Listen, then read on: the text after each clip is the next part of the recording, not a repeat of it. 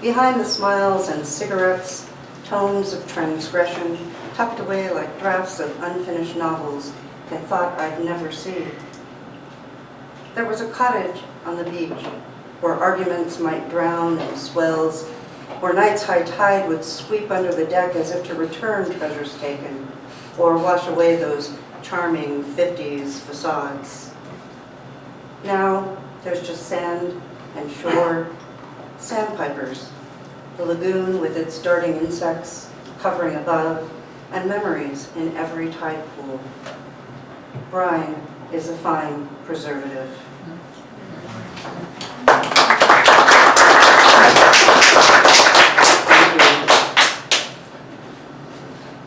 Tango. Past and future tango through the hours of a father who soon won't know my name. A mother in stage 4 reprieve. This cadence of crises plays in the background like an old 45 on repeat.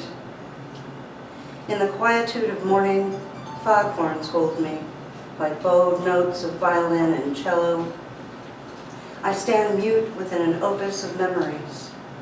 Past and future tango by, coda looms in the wings.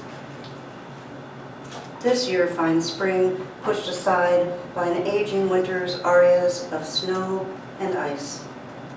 These long nights at a cold window evoke years syncopated by estrangement, tempo of anger and silence, rest and repeat, past and future's blithe tango through our lives. Soon the seasons will settle, as did life between us. I will say the things I need to say, those things I've told myself could lure songbirds back to the garden, those things that will let me place an LP on the old turntable and effortlessly tango into tomorrow. Nice.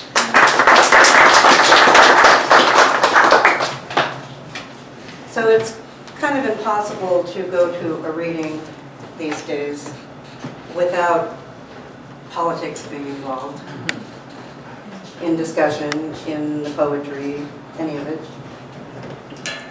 This piece started out, it is a sestina. I don't often do forms, but this is a sestina, but it's truncated. And it actually is really about the experience of a friend of mine who was living in New York the day of 9/11. I wrote it on the 3rd anniversary of 9/11. It's called Ash Tuesday.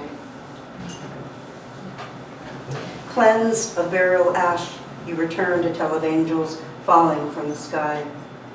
The fire where you lost yourself as day turned to night in brittle madness. Streets brushed with unspeakable dust clouds, embers burning the city silent.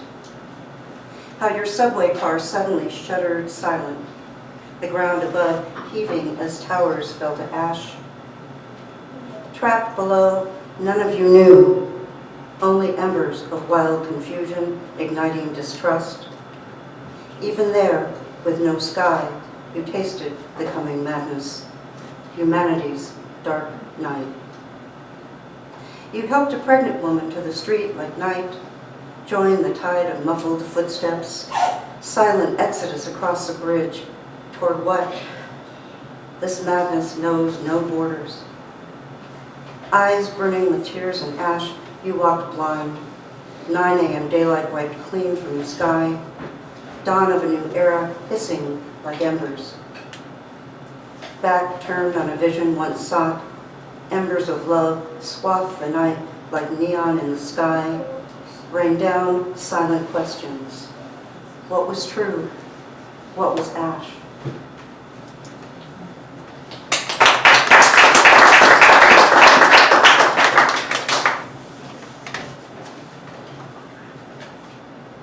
I would rather write about peace.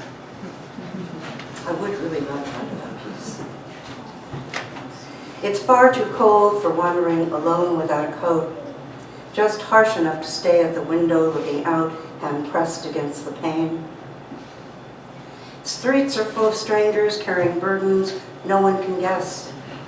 There are no replacement parts left. It is written on their faces. Some Some days I don't fret so much about nuts and bolts, planned obsolescence.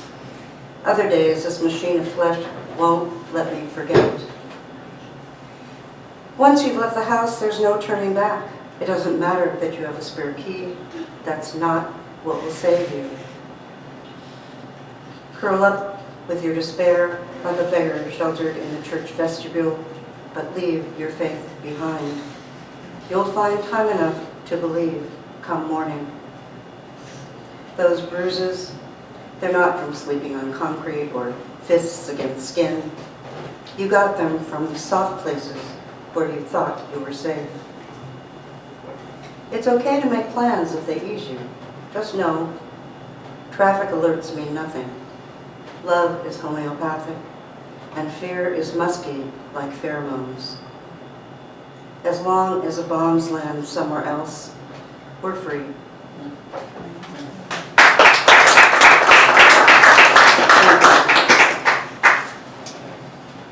This piece I have never read to an audience. It's called Just Steps Away. This is how I stand, shoulders slumped, as if your hand might land, smoldering soul set aflame, some imagined transgression. The desert never gave up much rain. I created my own to cleanse the muddied skies. This is how I sit, shoulders rounded, crouched in expectation, another pound of flesh taken, innocence a bone that won't set. My mistaken identity grew men's passion. Ask them, they will tell you how they come to be known. This is how I repose, curled up to protect the little I have left, true rest no more than a construct. Your hands, cold embers now kept to yourself, nothing left to forget. This is how I live, tainted by the thought, if only you hadn't. We're a long way from hell, yet just steps from its door.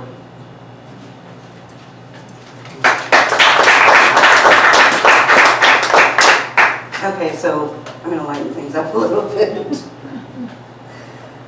Some of you have heard this piece. It's called Reflection. She flies straight into the window, darts back to the fence. Over and over, her plump body hits the pane with a thud. I am in the kitchen, involved in the zen of espresso. Every morning it's the same tenacious, worrisome thud, thud, thud. I mention it to a shopkeeper who responds, matter-of-factly, she sees trees reflected in the glass, thinks she's flying to her nest. A colorful decal on the window will help. I exit the store shaking my head, amazed that I'd read this little robin's dilemma as a message about all the times I've come back to you.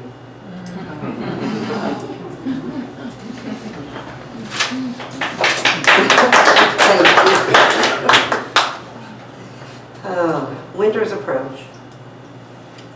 If I could read the grains of sand on just one beach, I would know the prayer songs of sweet, salt breezes, the hidden truth of tide pools. I would know everything and nothing. Asleep on the couch, your dreams flutter, escape to the roof next door. I wonder if they too watch the exquisite death of rose petals falling to the ground. Surrounded by your quiet slumber, I forget the frailty of this moment. Doors that stick in winter, unanswered mail, the morning of dahlias ruined by first frost, hobbled by the cold like bones.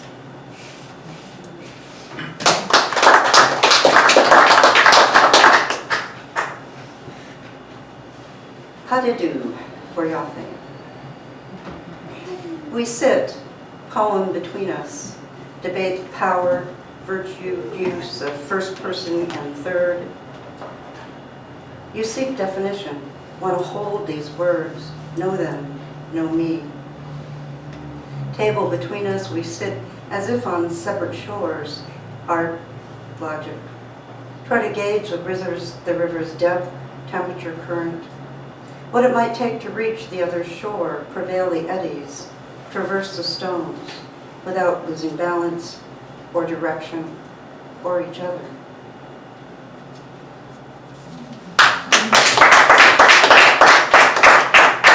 Thank you.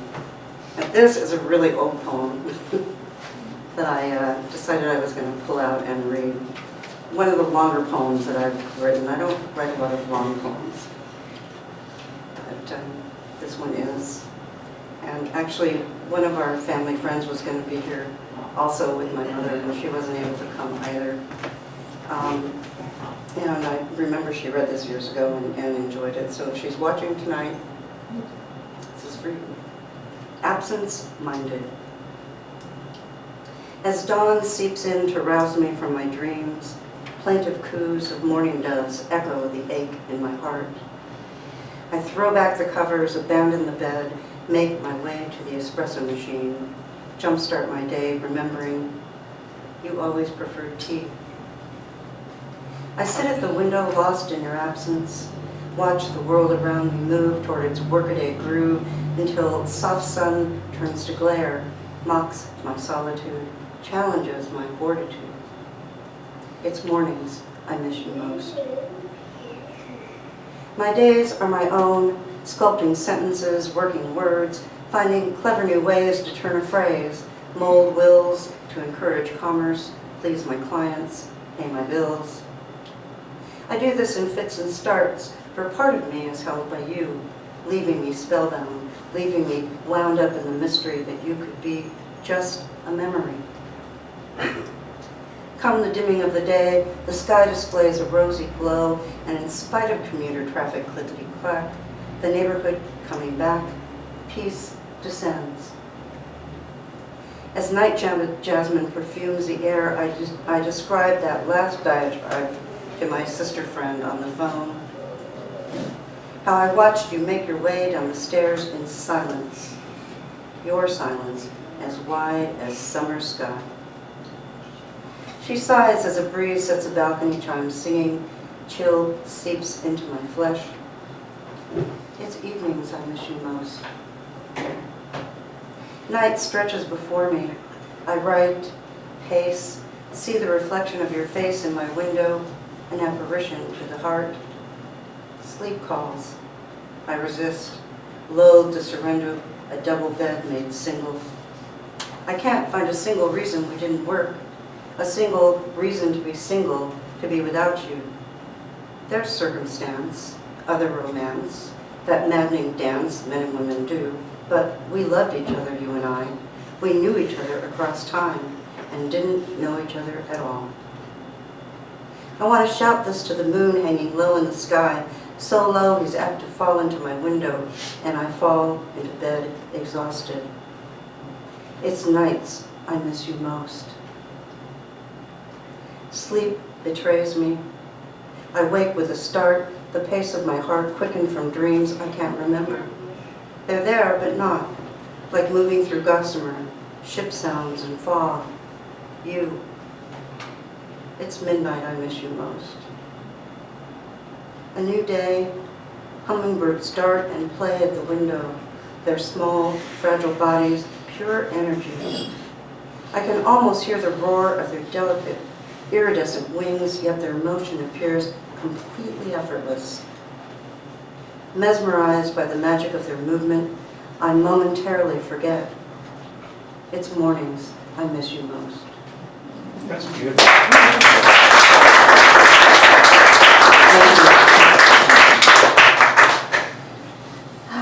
Thank you so much. Well, so now we're getting into, I've written a whole bunch of poems about an illness I've been dealing with for 17 years. I won't bore you with details, but this piece is the first piece I ever wrote about it, and ironically, I sent it in, and Comstock Review published it, which is not so much ironic, but the ironic thing is that a friend of mine, when I got the issue, and he lives in another city, another state, I opened the issue with my poem on one page and his poem on a facing page. Right. Who would have thunk? Circular breathing. There are only moments now when illness is forgotten. When the woman I once was returns to my skin and a trick of imagination sees me sprint to the corner in time for the light, hike the trail up Cowles Mountain. She is the phantom. This is my grief. This siren in the shadows teasing dreams of muscles warm and limber, stretching the truth of expectation, twisted recompense, late spring. Only she knows how rest comes when sleep will not, how I follow my breath, its circular motion, draw stillness from a hummingbird's flight, how I stumble toward grace, offer prayers, give thanks, wait for moments rich with forgetting.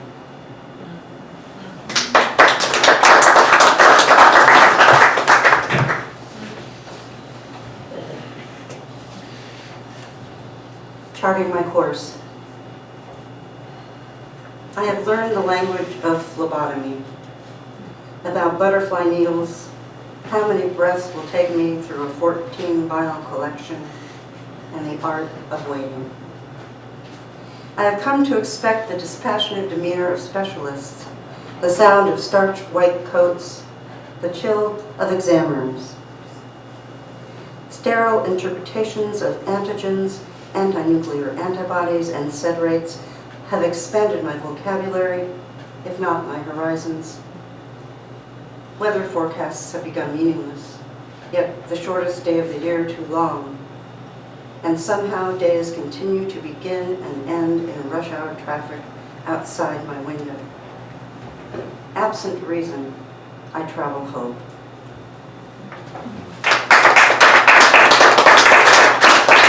Thank you. So, Seattle has a civic poet who is Claudia Castro-Luna, and she invited some people to send her poems. She's putting together a piece that's going to have photos of certain places in Seattle and poems about those. And so she asked me to send her a poem, and I've read this once or twice, but I've changed it a little bit. And so some of you will recognize it. It's called Uncharted. He walks under the bridge, destination uncharted. A strapped and zippered keeper of possessions hunch his shoulders, yet it's his gait that speaks the weight he carries. Come night he knows cold concrete, freedom in borderless dreams, until the cacophony of morning traffic wakes him, and he wakes and he walks another day, another day. Would that he stay in those dreams.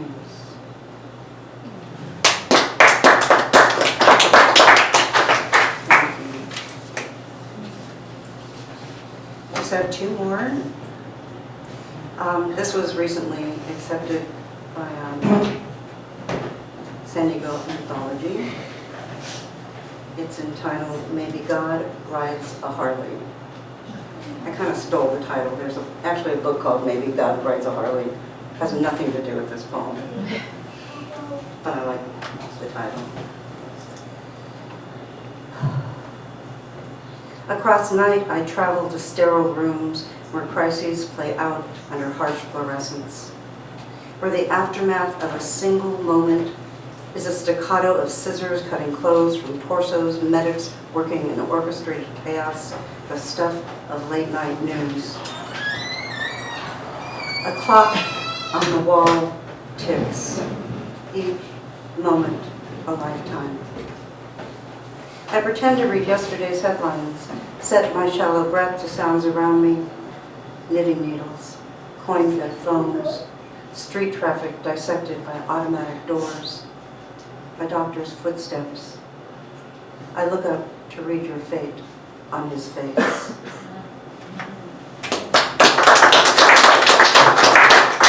Thank you. And this last piece, it's kind of a meditation, kind of a love poem. You can decide what you think of it. It's called Prayer Beads. Quiet as the dawning sky, I sit, anticipating birdsong, unsure about the sun. This stillness, my pilgrimage. At memory's pool I kneel, drink in your visage, mindful not to disturb the surface, alter the spell with even a ripple of need. You leave gifts at my door. I cannot decipher them without you, these bits of song, slightly faded photographs, pages torn from an unfinished manuscript, untitled maps.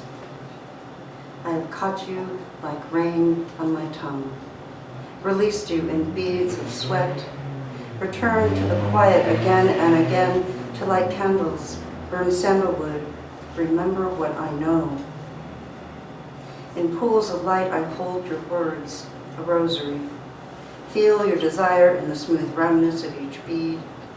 Cast prayers of strength. Wait for a sign.